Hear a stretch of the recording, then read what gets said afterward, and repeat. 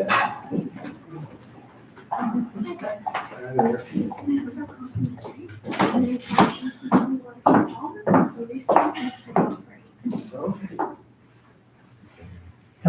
and welcome. I'm Laura Shepard, Director of Events here at the Mechanics Institute. Thank you for joining us for our program to celebrate National Poetry Month.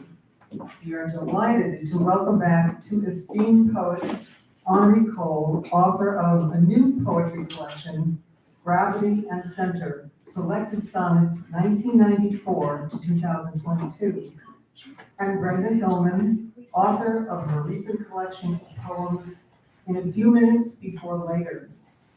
We are also honored to have our former U.S. Poet Laureate Robert Coles to open our program with a dedication for Poetry Month. And we are also very pleased to welcome another U.S. Poet Laureate, Louise Block, who's in our audience tonight. Mechanics Institute was founded in 1854 and we're one of San Francisco's most vital literary and cultural centers in the heart of the city.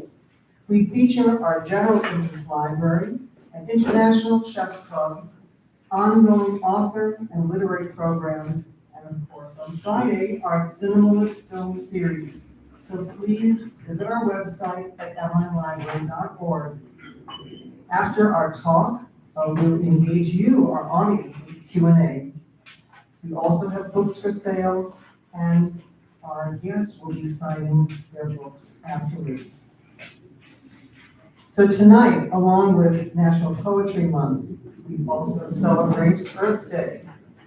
We explore the depths of human nature, our relationship to nature, and our effect on the natural world through the inspiration of poetry and these significant writers. But before we begin, I'd like to welcome Robert Coles. He is the author of 9 poetry collections, and in addition to that, in his many, many honors, he served as the U.S. Poet Laureate from 1995 to 1997, and as the Chancellor of the Academy of American Poets from 2001 to 2007. He was also elected to the American Academy of Arts and Letters in 2002, and is the Distinguished Professor in Poetry and Poetics at UC Berkeley. So please welcome Robert Coles.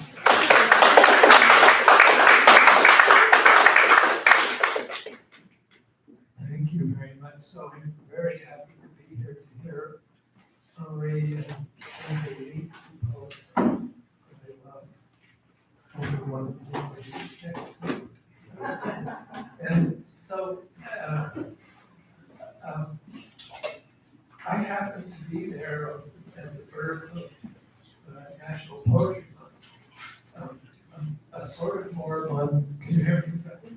Sort of moribund New York institution of the 1990s, the Academy of American Poets. Got a really young director, from his in the paper, and he loved her. And he put all together a group of people from various poetry constituencies, the Poetry Society of America, and Poetry Magazine in Chicago, and some got together and talked about what to do to get poetry out into the world in America. And he had the idea that we should have something. And I was there representing the Library of Congress at the time. And he had the idea that what we need to do is have a national poetry. And what month should we have it in? And it was obvious that we should have the name of these April's and Tools. Everybody was in favor of the idea except me. I thought it was a continental marketing. But we talked it through, and that was 1995 and so 1996. National Poetry Month got started. Bill Wadsworth, in talking about Whitman a lot. And he, at a certain point in the conversation, he read to us from a poem. a poem of Whitman's that I hadn't known, or at least hadn't taken in. And it's a poem in which Whitman imagines poetry, or maybe the muse, coming from Europe to America. It's a poem called Song of the Exposition. Anybody here claim to know? No, really responsive to our summons, or rather to her long-nursed inclination, joined with an irresistible natural gravitation. She comes, this famous female, as was indeed to be expected, for whomsoever youthful, acute, and handsome would wish to stay in those mansions of the past, when offered quarters with all the modern improvements, with all the fun that's going on, and the best society.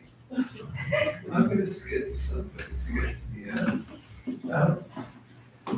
I say, my friends, if you do not, the honest of all that world escape, bequeath, vital, fugacious as ever, leaving those dead remains behind, which include the dirges of Tennyson's sweet sad rhyme and the purple pages of Shakespeare.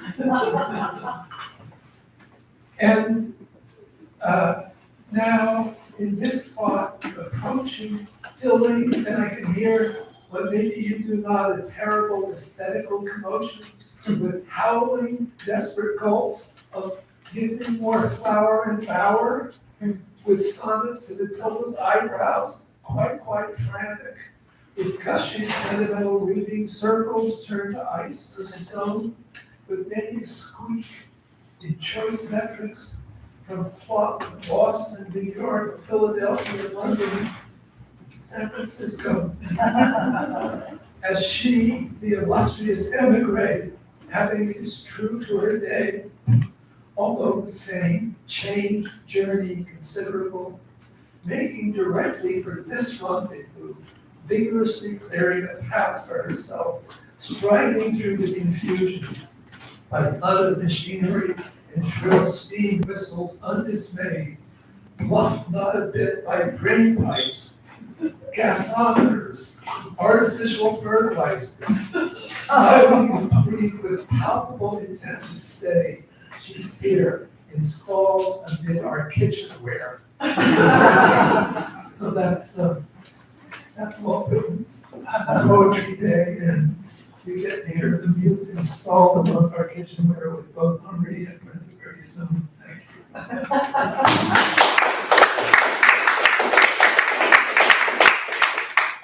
Thank you, Robert, for giving us insights in the beginnings, the origins of National Poetry Month, and of course, the wonderful words of Whitman. It's just delightful. So I'd like to introduce our first guest. Henri Coles was born in Fukuoka, Japan. He has published 10 previous collections of poetry, including Touch, winner of the Jackson Poetry Prize, and Pierce the Skin, winner of the Los Angeles Times Book Award, and a memoir, Orphic Paris. He has received many awards for his work, including the Kingsley Tufts Poetry Award, the Rome Prize, the Berlin Prize, the Lenore Marshall Poetry Prize, and the Award of Merit Medal for Poetry from the American Academy of Arts and Letters. He teaches at Claremont McKenna College as well. With characteristic humor and complexity, and with an even greater warmth, he conjures a world that resonates powerfully with our own. So please welcome Henri Coles.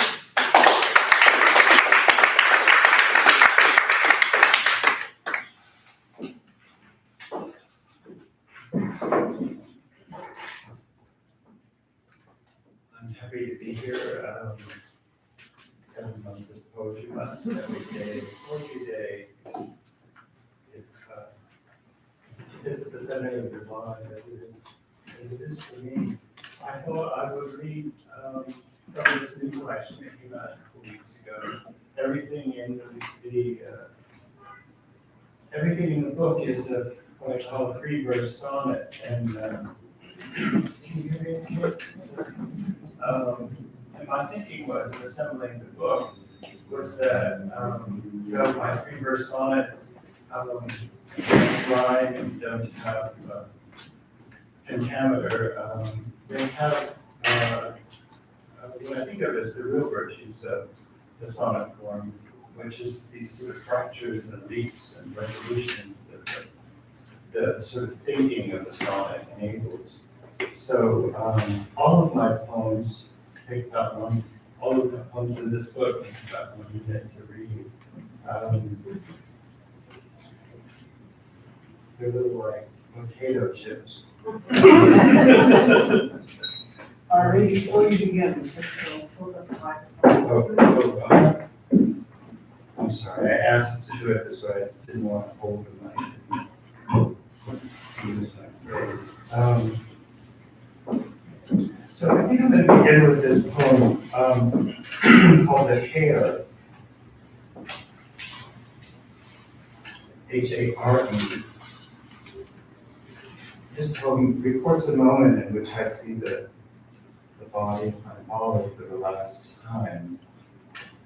It kind of winds its way into that. The hare does not belong to the rodents. He is a species apart.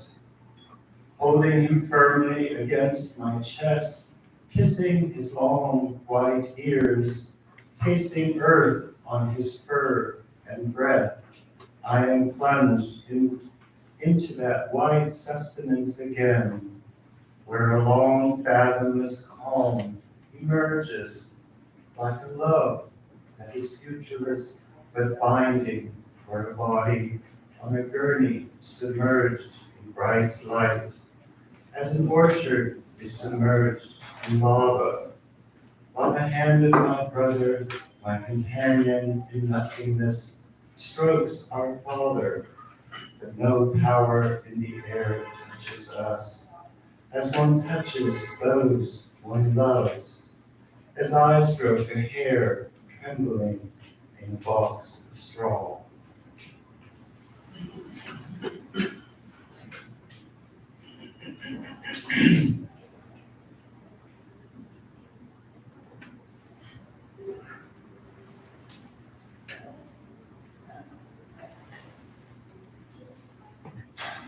I started writing really a lot of songs when I lived in Japan. I was 45 and I'm 67 now, so that was some time ago. When I lived there, well, I had been born in Japan and I hadn't gone back since my birth. But I was thinking what kind of poem. Well, I lived in this place called Iwakura, which is sort of more east of Kyoto, at the base of the mountains there. And I thought, what kind of poem am I going to write? You know, I can't write poems and haikus, that would really be embarrassing. So I thought, what if I what is the shortest lyric form in my language that I might bring some of the qualities of Japanese poetry to? And this poem is called My Tea Ceremony.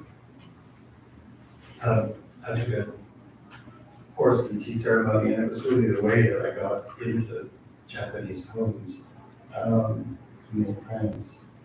My tea ceremony. Oh, you bowls, don't tell the others I drink my liquor out of you. I want the feeling of beauty to surround the plainest facts of my life. Sitting on my bare heels, making a formal bow, I want an atmosphere of gentleness to drive out the squalor of everyday existence in a little passive house surrounded by black rocks and gray gravel. Half cerebral, half sensual, I want to hear the water murmuring in the kettle, and to see the spider, green as jade, remaining aloof on the wall. Heart, unquiet thing, I don't want to hate anymore. I want love to trample through my arms again.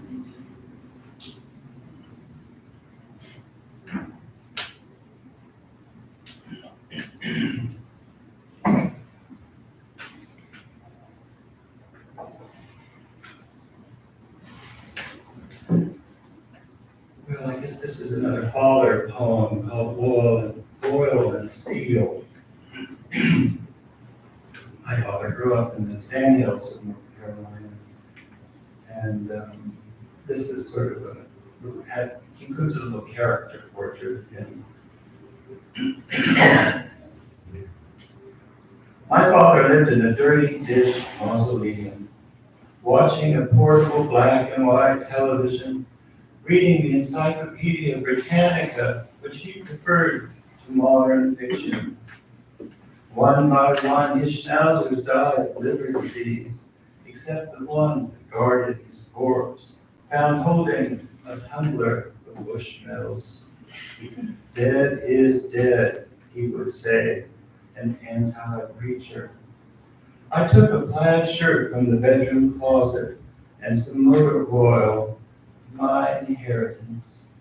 Once I saw him weep in a courtroom, neglected, needing nursing. This man who never showed me much affection, but gave me a knack for solitude, which has been mostly useful. You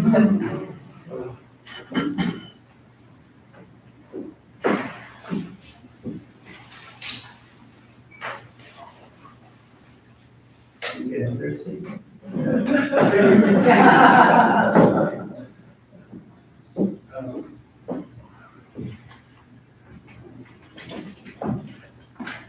Let's see. One summer, I took care of a flock of hens up in the Adirondacks in upstate New York, and I wrote this poem. One of the hens was called Lazarus. It had survived an attack. Well, those hens got adopted at the end of the summer by a ranger, where they lived happily ever after. Hens. It's good for the ego when I call and they come running, squawking and clucking, because it's feed time. And once again, I can't resist picking up little Lazarus, an orange and white poet I adore. Yes, yes, everything will be okay, I say to her glaring mongrel face. Come September, she'll begin to lay the blue-green eggs I love poached. God dooms the snake to taste nothing but the dust, and the hen to 4,000 or so ovulations. Poor Lazarus, last spring an intruder murdered her sisters and left her garroted in the coop.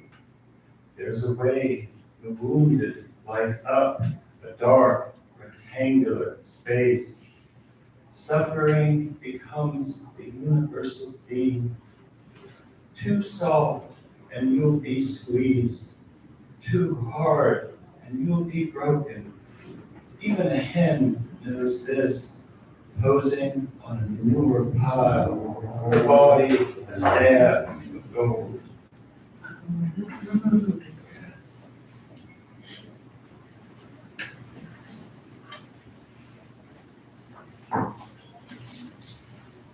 Let's see, I lived in New York in the 80s, about a dozen years. It's a horrible time to be living in New York, and I really didn't write about AIDS until very recently. There are a handful of poems in my book, Blizzard, about that time. This is called Keep Me.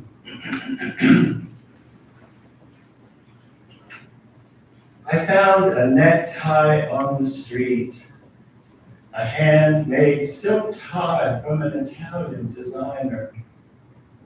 Keep me, it pleaded from the trash. There's probably a story it could tell me of calamity days long ago. Then yesterday, tying a winter knot around my neck, I heard voices. Why have you got that old tie on? Suddenly Mason, Roy, Jimmy, and Miguel were pulling at my arms like it was the 80s again, a darksome decade with another hard right president. My lips were not yet content with stillness. We were on our way home from a nightclub. I adore you, Miguel moaned, but have to return now. Remember, death ends a life, not a relationship.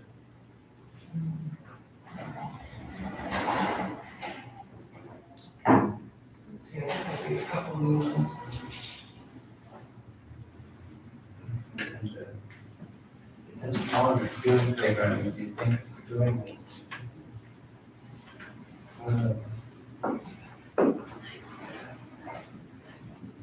Well, this is a poem called Guns.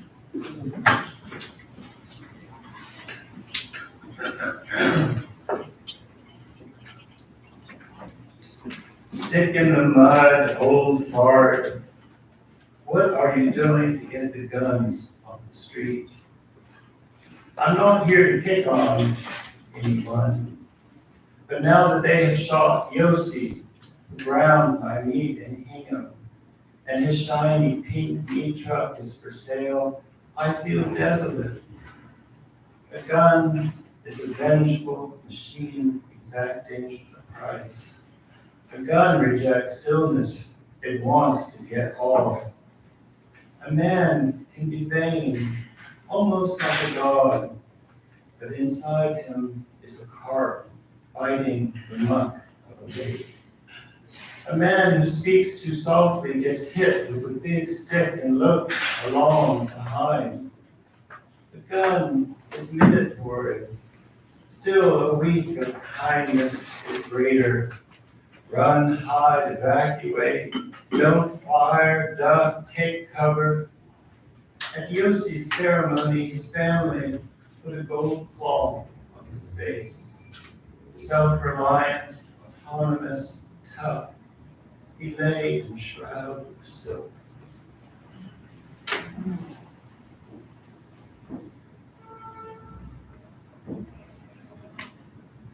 This is the last poem in my collection, Gravity and Center.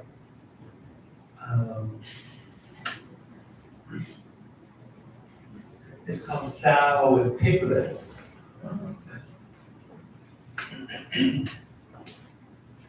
Here, in a plywood shed, she keeps herself sane, licking her black piglets and kissing their eyes. She seems so confident with thoughts running fast. She makes my day a little better. Each night during the well-pig check, her teat milk carries them off into themselves, into the single being we adults know as the source of our own sadness. But here, under a dispassionate night sky, in pig time, with blue moonlight filtering through the cedars, I ask, why do you leave for happiness? Why not stay around a while? With muddy sneakers and thick torso, I feel saner in this place. I've paid my price and am here for the duration. Thank you.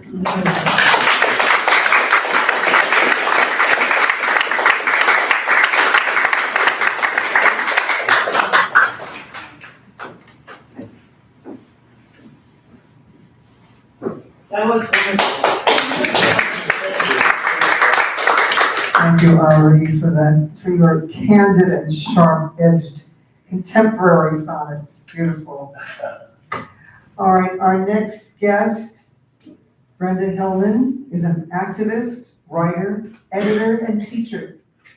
She has published 9 collections of poetry, all from Wesleyan University Press, including Extra Hidden Life Among the Days, winner of the 2019 Northern California Book Award. Seasonal works with Letters on Fire, shortlisted for the 2014 Griffin Poetry Prize, and Practical Water, for which she won the Los Angeles Times Book Award for Poetry. Hillman serves on the faculty of St. Mary's College in Moraga as the Olivia Filippi Professor of Poetry. So please welcome Brenda Hillman.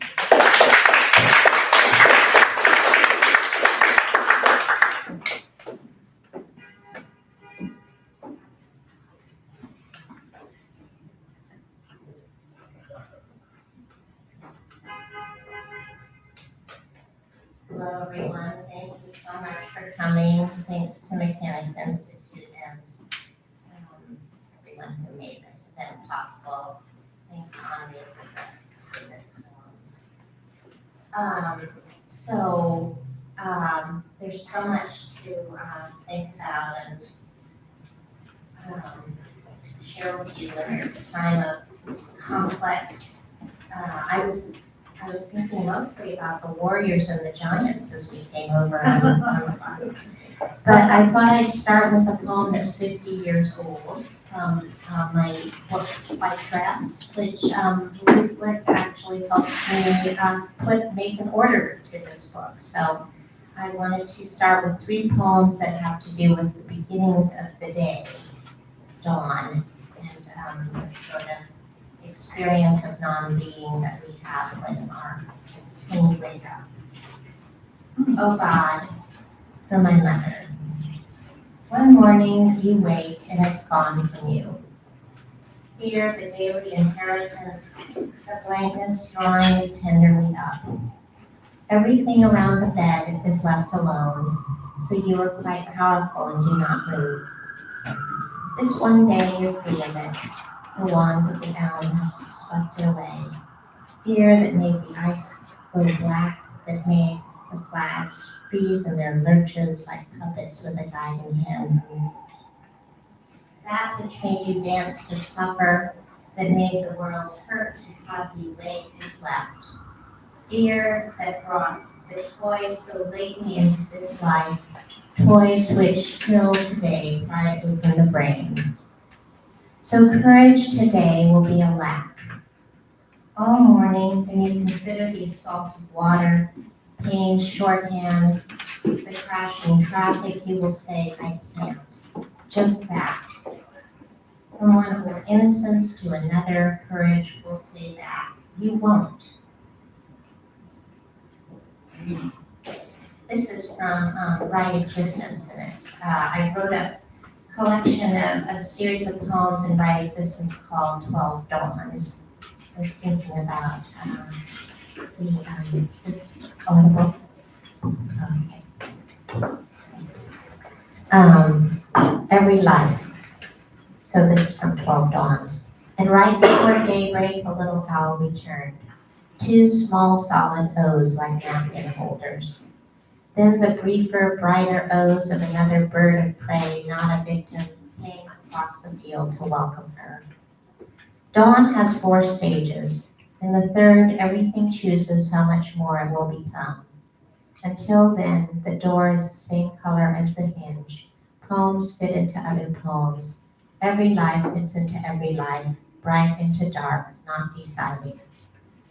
After that, the wall notices the shadow pulled out of the soul, gray as a Puritan, and the brave, dreamy hyacinth starts to be seen. Had the garden said to the gardener, I made you grow, they were beside one another. Could that which was not yet press forward in the world? It seemed for a brief time it could. So 50 years after the first poem, so I love listening to Forum, KQED, Michael Krasny. So this was dedicated to Michael Krasny because I heard one day a program where Krasny was talking to a guest about jellyfish, and I love the fact in the jellyfish poem, the jellyfish program that jellyfish can age in 2 directions. So this is my 3rd dawn poem. Micro minutes on your way to work. Days are unusual. The owl sends out 5 zeros from the pines, plus 1 small silver nothing. Where do they float? Maybe out to sea, where jellyfish are aging left and right. They have some nerve. Today, no new wars, probably. No big button. The owl could be your scholar of trapped light, or Walter Benjamin, who writes, "A storm blows in from paradise." Thinking through these things each week, you cross the bridge. Gold coils, fog, feelings. Syllables also can grow younger, like those jellyfish. You bring your quilt of questions in the car. At work, you'll have to be patient in the risky enterprise of talking to other people.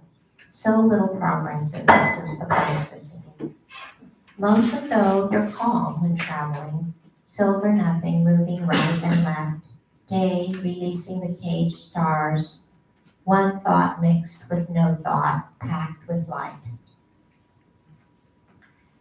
So Henri was asking what this is on the front. It's a rotting orange. I love mold. I just think it's beautiful. So I'm going to read a poem for my friend Kurt, who mentioned this poem in correspondence, and it's a poem in the second section of the book. They're poems that have to do with politics and activism. This is the American burying beetle, and it's sort of a shaped poem. The American burying beetle lives only under 6 states. With its faceted black and orange head, it resembles those outfits in the 1920s when the tombs at Karnak were explored. The bug belongs to the family Sylphidae and the genus Necrophorus.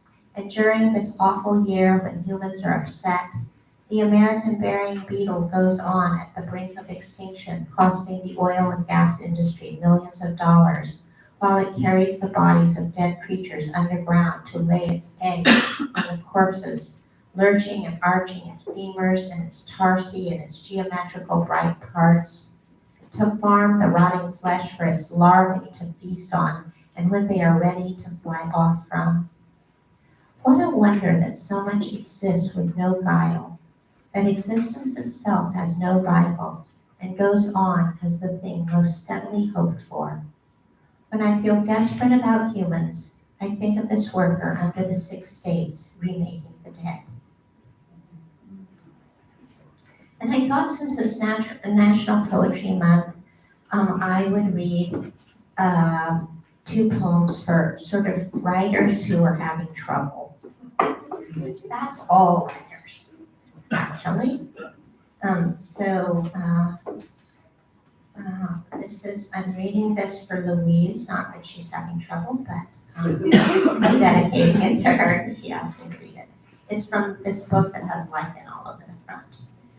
The bride tree can't be red. This has to do with a plum tree that's sort of near where Bob and I live. The bride tree can't be red. The bride tree puts down its roots below the phyla. It is there when we die and when we are born, middle and upper branches reaching the planet heart by the billions during a revolution we don't see.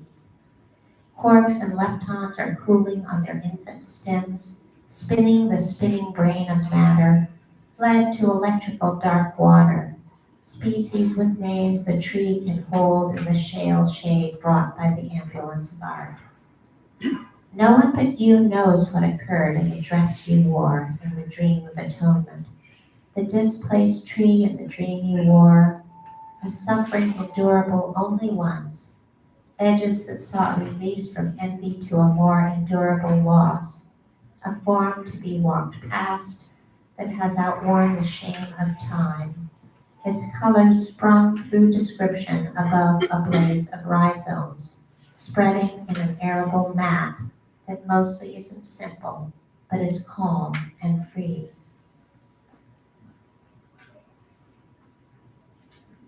And we had just so many friends that have had so much trouble during the pandemic, just writing and just the general nature of human suffering. Anyway, we were sitting one day in a meeting, and I started taking notes for this. It was in the New Yorker, and a lot of people said that they felt some connection to the suffering it describes. Winter song for one who suffers. The stars stand up behind the day. A known dove balances on his claw at the window.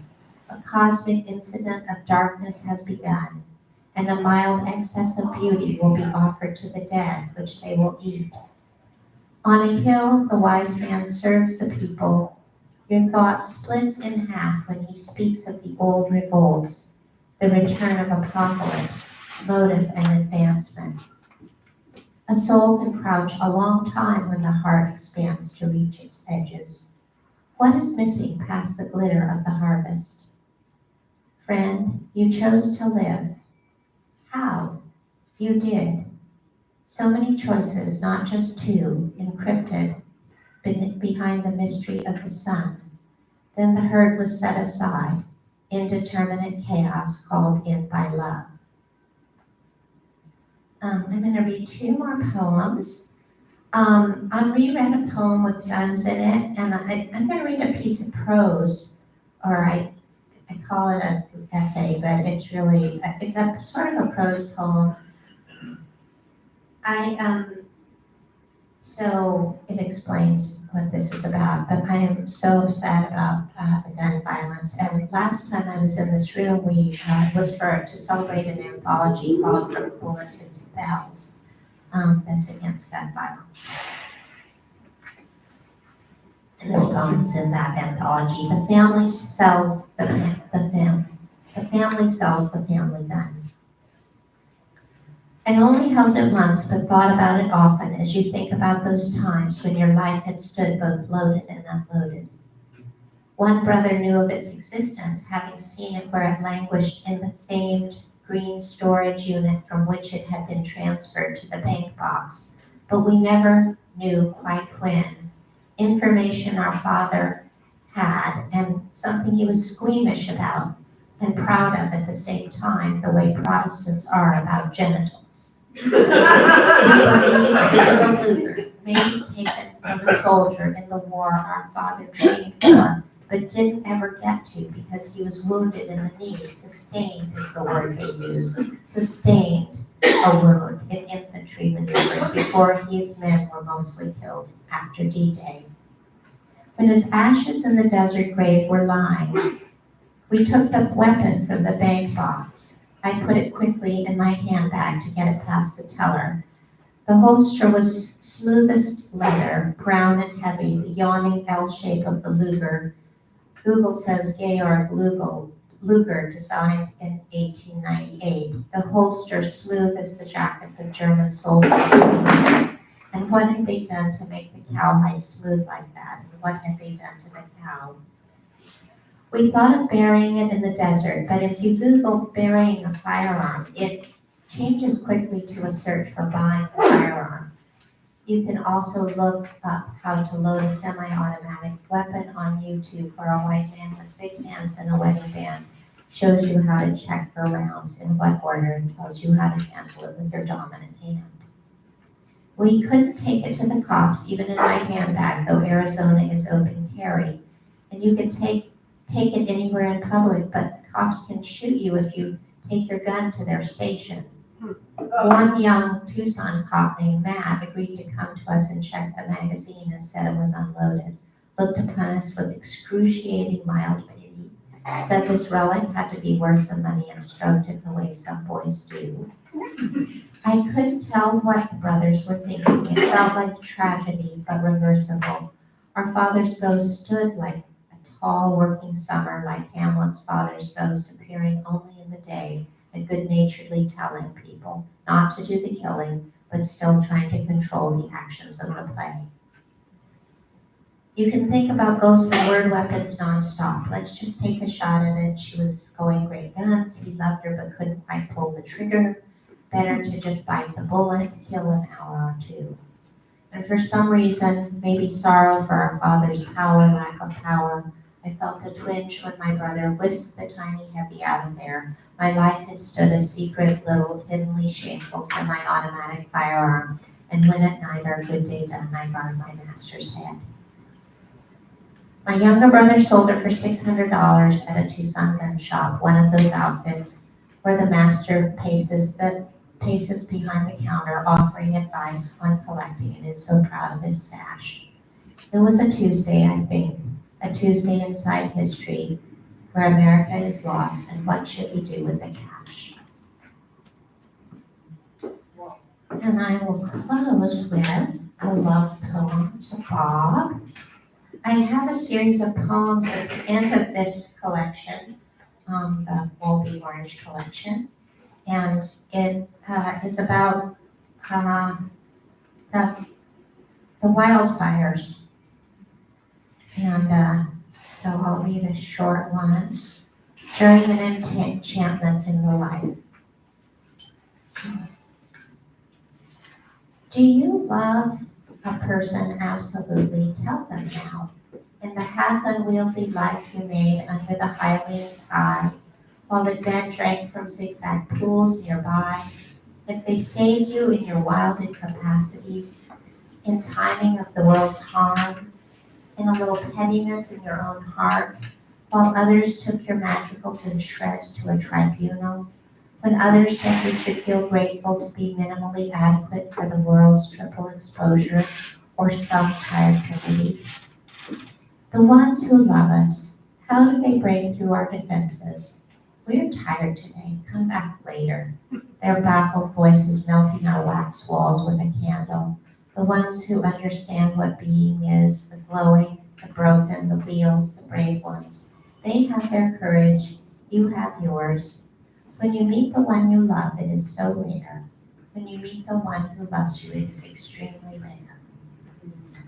We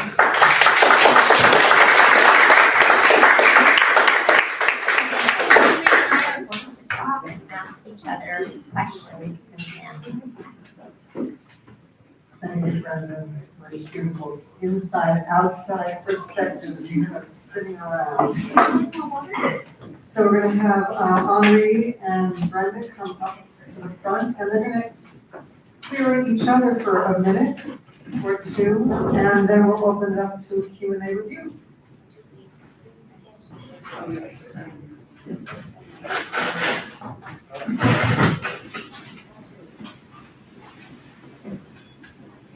Can I say to start, can I just say that I'm really moved by the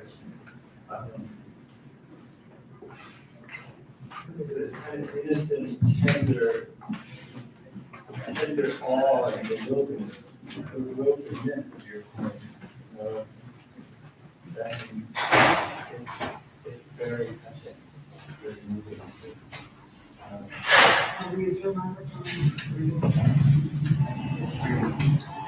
Hello. Oh, yes, we got you. I'm going to say that again. I'm very, very moved by the innocent, tender awe and bewilderment of your poems that they express. I find it very original and authentic. Moving. Thank you. And almost the same, I couldn't have put it better about yours, but I think there's a mystery. When you're reading your poems, I have no idea where you're going to go. And each time I hear them or read them, it remains mysterious and that sort of beautiful, incredible place that you go in your imagination and reality. So really, honor to. I think it's good for reading on Earth Day. I think that's Yes. meaningful. Yes. So, Yes. So we rigged the question and answer by telling each other what we were going to ask each other in advance. And I said to Henri that I would like to be asked what my favorite color was, and he would like to be asked. what my favorite food was. So that's what we're doing. So would you like to ask a question? What is your favorite color? My favorite color actually is the color of your sweater, and I was so glad It's sort of tawny, and I think if my soul had a lining, I would like it to be sort of tawny color, like a fawn that has just lost its spots. You know? So I like that color. I really love that color. Tawny instead of the desert. My sister gave me this sweater. It doesn't have any holes in it, like all of our air sweaters in Berkeley have holes. This is just good for my soul. That's beautiful. Yeah, I'm so glad you wore it. And then, what is your favorite food? Well, I love fresh sardines. I love sardines. I have them just about every morning for breakfast. Oh, Yeah.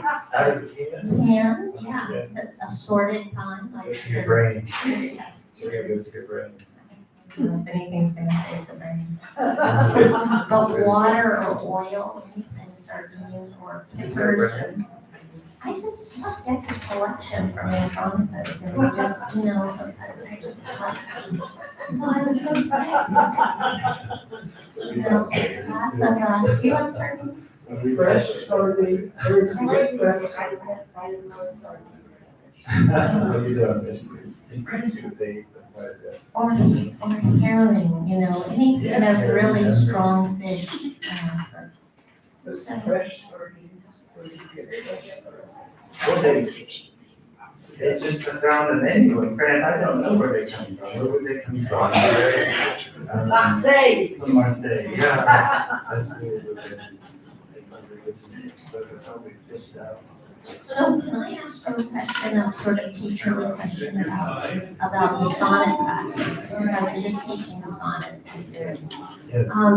So the question is simply, my students are most, when I teach the sonnet, we read unrhymed sonnets, in-rhymed sonnets, and so on. But I'm really interested in the volta concept. Is that something you think about a lot when you're writing? Just that, because a lot of your poems have multiple turns within, almost like line to line.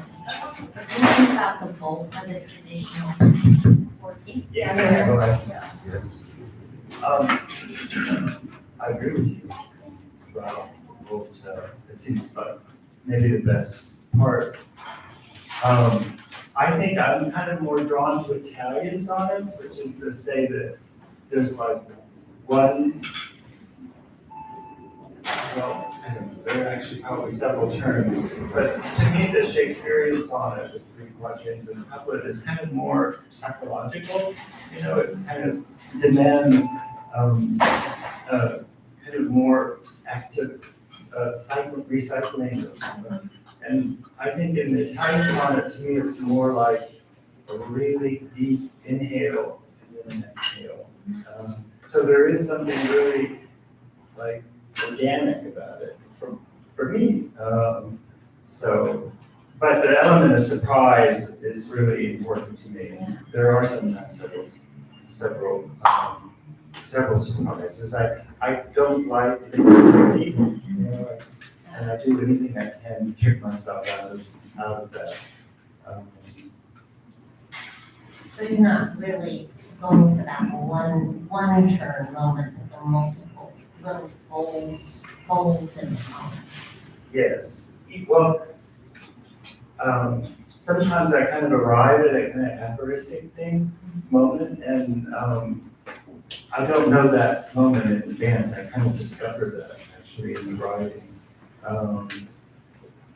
And I want that thing to be slightly the tangent to the content. I don't want it to be a kind of linear connection. Yeah, it's really great. That works so beautifully in poems. Should we ask the audience? Well, yes, they have some easy questions for us. Yes. Um, Oh.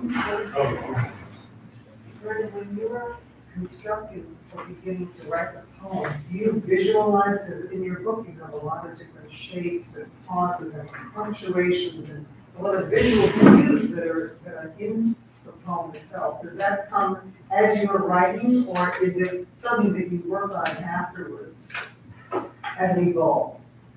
Yeah, so, that's a great question. So I love punctuation, I love playing with it, I like to play with it, and it's a part of the sort of visual. And I think also musical, since like sometimes I use more than one comma for extra pauses, but it's not a period, it's extra pauses, extra breath. So at first, when I started doing that, I was thinking, well, it's going to be, there was a lot of sort of experimenting with form and the look of poems in the 70s and 80s, and especially West Coast poetry. And that there was a moment at which I thought, I don't care if it seems, if it looks exaggerated, it's how the sound of the line was working. So very often in the process of actually writing, I write by hand with a pencil. So I put the 3 or 4 commas or, just extra shape. But when I read for Kurt the Beagle poem, when I started writing it by hand with a pencil, it did take this sort of shape on the blank page. And then when I go to type it, it did kind of a combination. So from hand to the computer. Yes, Brenda, do you like Marianne Moore? I love Marilyn Moore. Yes. I feel like she must be one of your grandmothers. She's, So, yeah, she's. it's both, I mean, I don't know what it is, but it is interesting to me. I mean, with all of the people, just listening to read, there's a kind of essay poem component that relates to her for me, but also it has to do with the kind of, the tone. There's something about the tone, the kind of flat, like guidebook, descriptive element that reminds me of her a lot. It doesn't seem like it should be a poem, but it is a poem. That's very human. She's just, I don't know how many of you all know Marianne Moore's poetry, but it's really great. She's one of the modernist poets who does, what you think of as American Georgics, where you're giving a poem of information, you're putting a lot of information into a poem. And so she uses a lot of science and, writes about creatures, and it is a sort of a flat tone, but it's a matter of fact in Yes, some way. yeah. I like it a lot. I like it in your work a lot. It's well, I like mixing science and, and weird, imaginative, everything. Yeah, so do people. Question over here.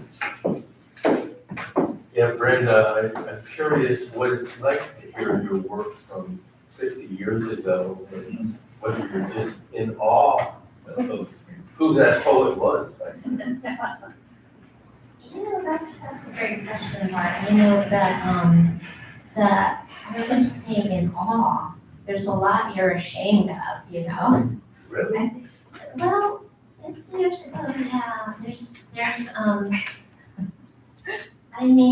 I wrote a lot. I'm about to go to my 50-year reunion at Pomona, or 100 years at Grandma. So I wrote a lot. I sort of arrived at graduate school with this like suitcase of poems, and really over time, saved very little of it. But I love writing, and so I write, and I don't mind writing badly to get to the stuff I'm gonna keep. And so I copy it a lot. So that poem that I read, Oh God, I feel as if we all, maybe you do as a writer, everybody who writes.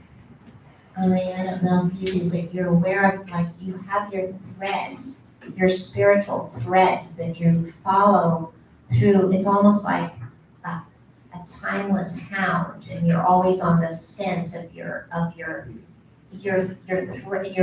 thread. You have to find the solution to that first thing. And for me, the sense of non-existence when you wake up in the morning and you don't think you are anything,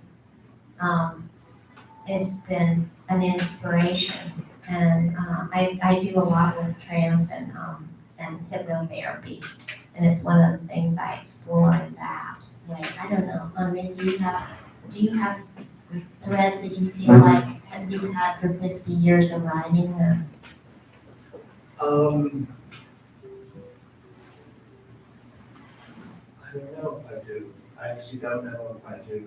I do feel that my work changed twice in my life, and, it had to do with travel, but, I think I worked real hard to push out a lot of my original sort of threads, you might say. I think maybe I was too descriptive of poet at the start, in part because I loved Marianne Moore. And there was a kind of highly descriptive style that was dominant when I was age. Sort of like the Brodsky poem, you might say, which I was seduced by, but I had to really kind of shed it. I feel to speak my truth, speak my true feelings. But I feel like I'm always synthesizing.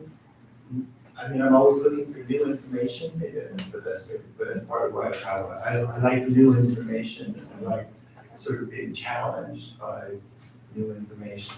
It seems strange to me. But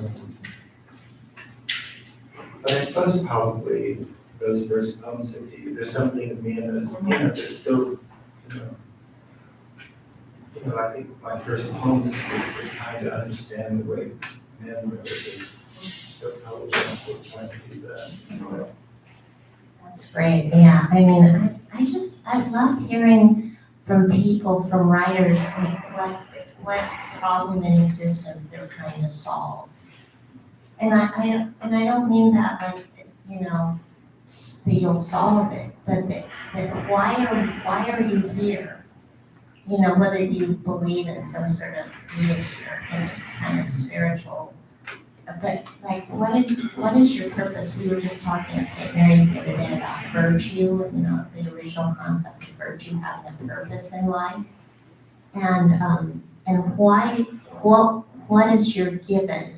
What is your given that you're supposed to be solving?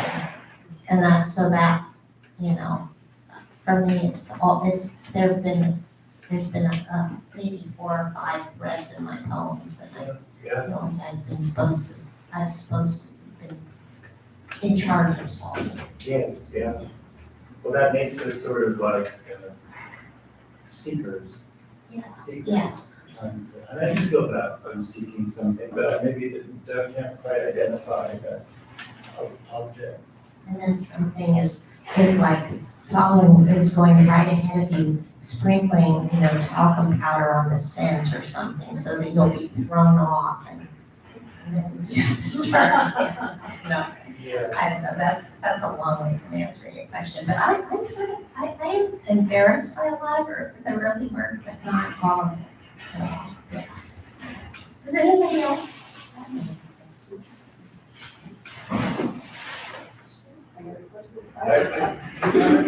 I looked at Henri, how to put this in delicately, but how does your shit detector work with aphorisms when they come at you? Oh, the shit detector with aphorisms. Because you must get so many beautiful lines that seem like they put all together, And maybe you're too neat or platitude. maybe you don't. Well, Well, one of the things I'm moved by in hearing Brenda is this, it's like a tone of authenticity. So I guess in the aphorism, that's really what I'm looking for, is this feeling of naked authenticity of some sort that I'm drawn to. Not a kind of prancing acrobatic aphorism, but I mean, the truth is, I was thinking about that poem, Keep Me, Death in His Blood, not a relationship. I probably heard a minister say that, I probably sometime in my life read some graves on it, heard a minister say that. But he probably heard someone else say that, is what I tell myself. But to me, there is an element of truth and authenticity in it, and it's not maybe there's too much sentiment in it, even, I don't know, some might find, it draws that sentiment line in a different place. I have a pretty good shit detector, I think I do a pretty good shit detector, but, that's, it's not an easy answer to that question, it's a good question. I think in a poem, there's only room, I don't think of it as aphorism. I guess I actually kind of think of it as a statement of exposition in the poem. The poem can only kind of veil one moment, usually that you can do that. You can't do that more because then it becomes a didactic or I don't know, banality, informational, or a preacher, that don't agree.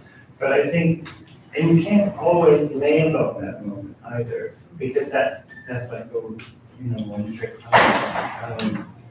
So how and where is part of the challenge, I think.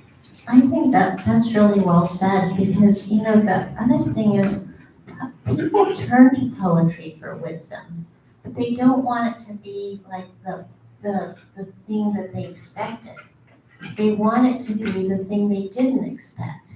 Like you visit the poet, in times that when you really need something you didn't know you needed until you read that poem. So one of the things I love is that, when you get to the moments of sort of wisdom in your poems, it's not the thing you expected. And I didn't think that thing about relationships sounded like anything a preacher would say. Oh, that's interesting. No, I mean, it sounds like something that, the poet is trying to figure out. And, oh yeah, maybe this is the truth, and I think I'll write it down, and then maybe it'll be true.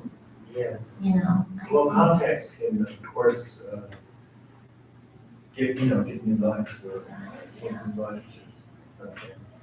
Is it time to party yet? I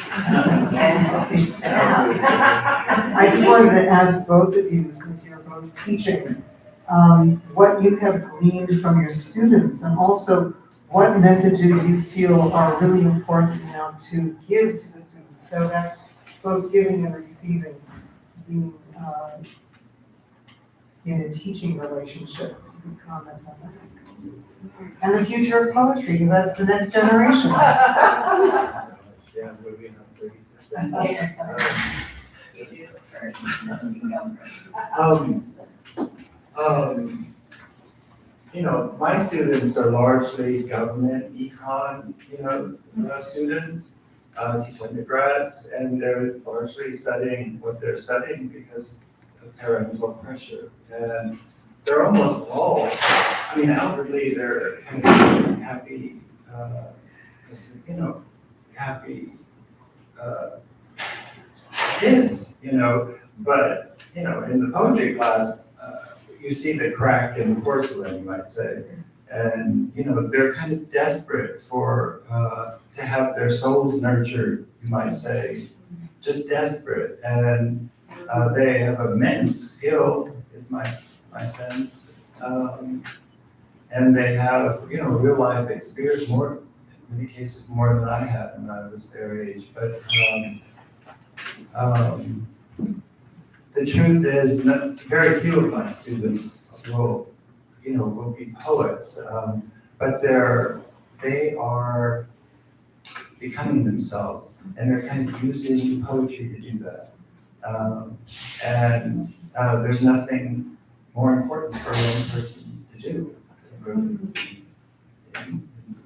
need to have a little hand in that, but it's a kind of fraught territory for that reason. Yeah, so it's a good week to ask Alex, who's here. Alex Christie is a writer, wonderful writer, and we're just celebrating my impending retirement at St. Mary's. So I gave a talk on teaching the imagination last weekend, and it honestly, it's my heart is so full of of how much teaching has given me, and I hope I've been able to give back. But it is an amazing experience. I taught at St. Mary's for 38 years, and so I'm teaching my last class now. I've taught undergrads and grad students and multi-generational students, in many formats now on Zoom and so on. And I direct a summer writers conference where we do another form of teaching, this week-long conference. But it's just, it's immeasurably enriching and amazing to be a teacher. And the St. Mary's method is very much a student-centered kind of classroom. So the students talk to each other, and there's a conversation that gets started over the text, and they stumble through it, and you help them stumble through it. And I've taught workshops a lot in our graduate program, but it's just so thrilling. And I'm pretty tired now. I've set 38 years of it, but I just I've gotten so much more, I think, than I ever imagined I would, than I think given. But I just feel very lucky. And I also feel very lucky to have taught in a context. We do a great books program where we've been able to, I didn't have a sort of classical education at Pomona, but, teaching Lucretius and, Aristotle and Plato, and you're sort of 2 weeks ahead of the students reading the text, and teaching composition for a lot of years, and teaching great poetry. And teaching them the difference between their mediocre poems and their amazing poems. Their lines that just really nail it, and their lines that are still need a lot of work. It's just been I wouldn't say a total joy, I'd say 7/8 joy. There were bad years. I'd say 3 to 5 bad years. May I ask who was your teacher at Pomona? I'm trying to think who was there that. My teachers at Pomona were, there was a guy named Germain, who was my poetry teacher. Well, I don't want to get into anything. I think this is being filmed, so I'm not going to shoot my mouth off. But he gave me a tremendous education in poetry. I did a lot of independent study with him. And Robert Levine was another teacher there. They didn't stay, just put it that way. It was the 70s. Part of my talk was about the 70s. Smoking. Lighting the cigarettes with our workers. But anyway, it was, I loved Pomona. I loved Iowa. And, I learned a lot from those teachers. Thank you so much, everybody.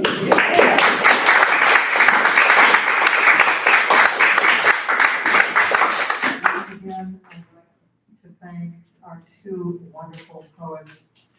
Henri Coles and Brenda Hillman for their incredible passions, their insights, and also giving us that raison d'etre, and through their work and through their words. And also I'd like to acknowledge once again our two U.S.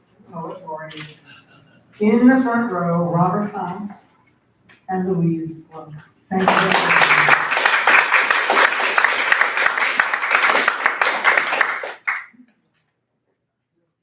Yes, we're selling books in the back here. Both books are for sale, and Brenda and Henri will sign your books.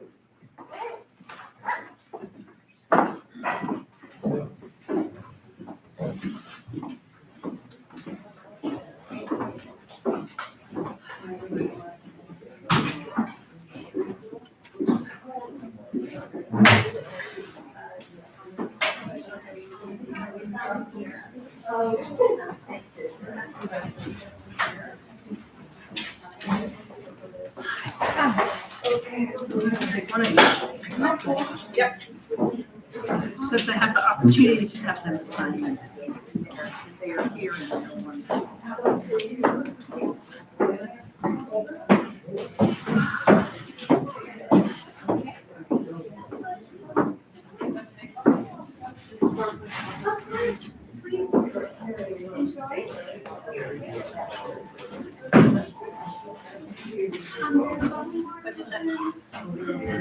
Okay.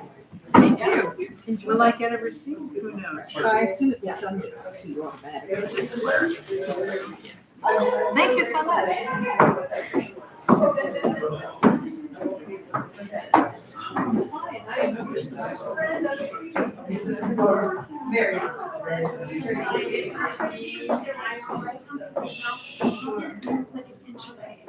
Yeah. Actually, so nothing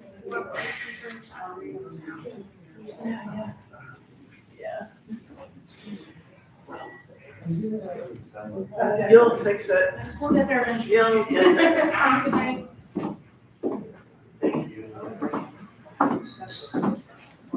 Okay.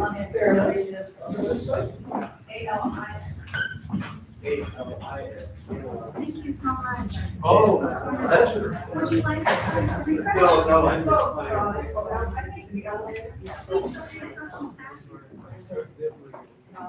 I know, once you start nibbling, it's stop. Hi, hello. Good to see you. Good to you all. Love you. They're great. So. Thank you.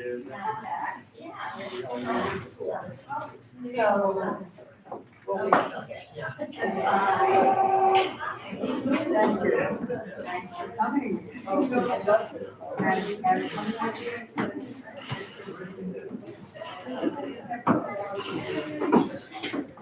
you. Need a digital signature? No. Okay, good. Thank you so much. Any other refreshments here? Okay. So, they were horses with hair. Yes. It was just like that. That's great. Yeah.